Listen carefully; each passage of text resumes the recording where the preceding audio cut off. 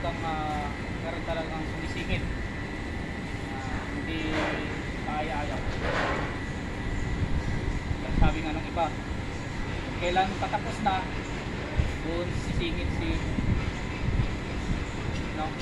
kanina. Kaya mga kasama, mga rektor, sa inyo na yung video. Yung galawan natin, hindi na tayo mga rektor.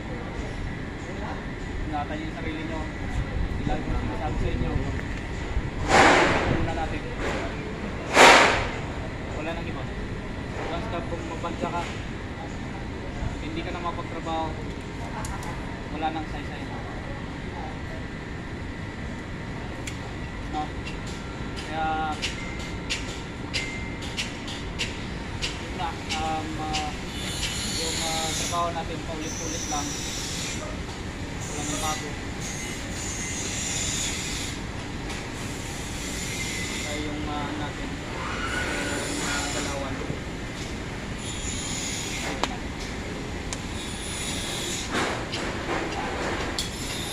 Siguro naman sa nakaraan, siguro natutunan mo naman. Siguro na maayos sa trabaho. Tapos pagka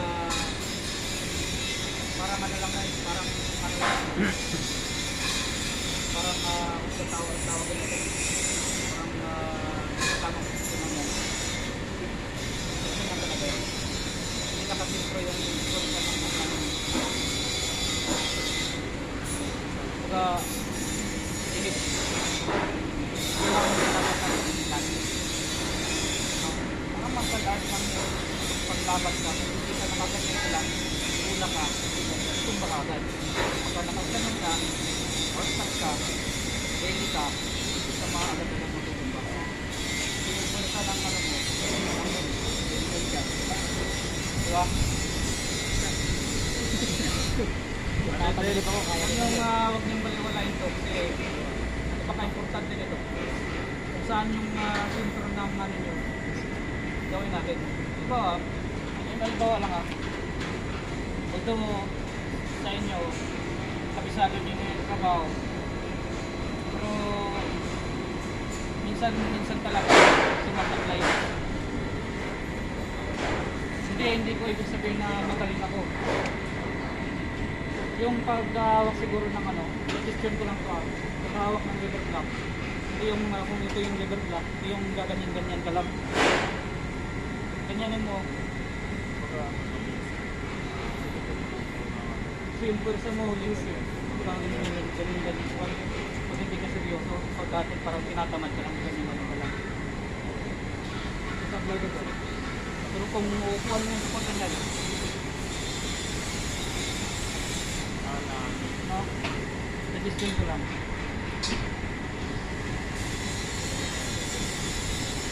Hindi kawawa lang.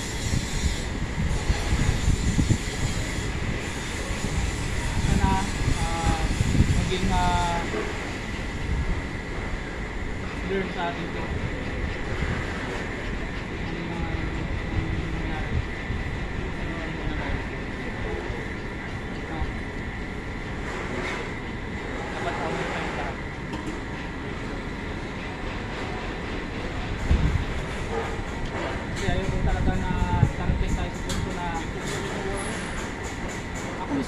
Ayun talaga. Darating na tayo sa time na makikita ko yung tao na sa kanila yan, Chef. buhatin ng tao nila. Upuan niya. Sasakay sa spine. Pero ngayon na kasama. Ba't alam mo, Sir? Ayun mismo ang mo, kung galing sa 55 dito, nakakaya yung sarili nyo. Sabi ko lagi sa inyo, yan yung una kung na. galing na dito sa taas, dito ba? Ayun, nalipad pa yun. Iwan na ba? Yes, sir. Yun lang at mag-ingat tayo mga kasama.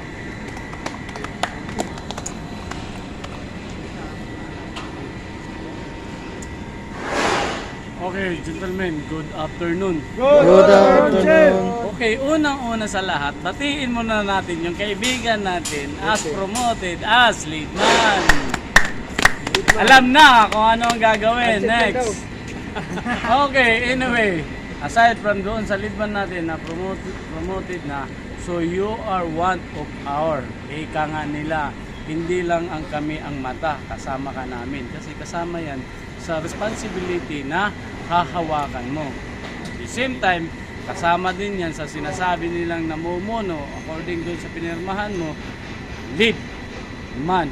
Meaning to say, isa ka sa mga nangunguna. O isa ka sa mga nangunguna, namumuna, at the same time, modelo sa trabaho. Okay, regarding naman doon sa incident na nangyari sa atin na unexpected, na hindi natin inaasahan, pero nag-uukor pala sa trabaho.